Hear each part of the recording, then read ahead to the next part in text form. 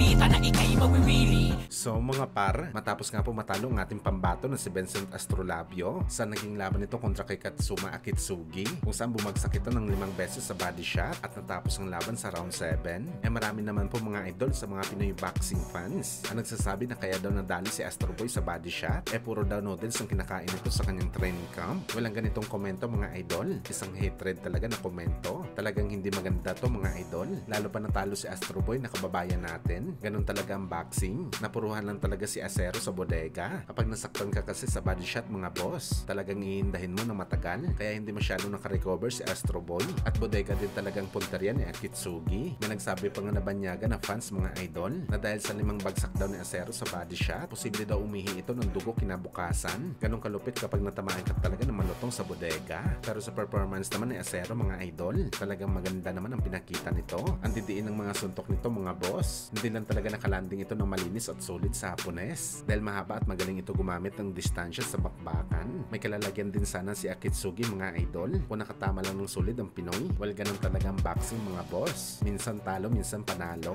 Pero isa lang sinisiguro natin mga idol, babalik na malakas si Astro Boy at patuloy ito magbibigay ng karangalan sa Pilipinas.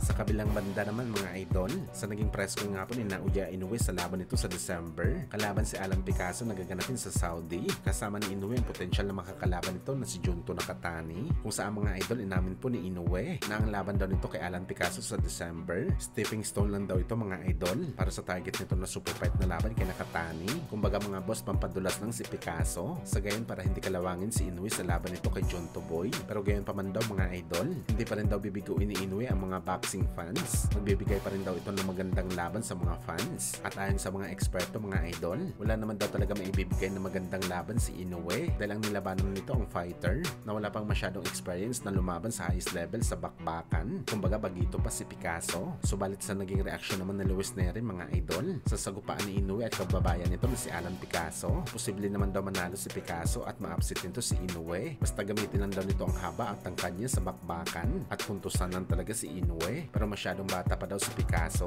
posible daw na hindi niya ito kayang gawin mga idol at maglalaho ang focus at game plan nito sakali makatikim ito ng malupit na kamao kay Inoue. Sigurado kasi si Luis Neri na talagang hahantingin ni Inoue si Picasso sa buong 12 rounds na bakbakan.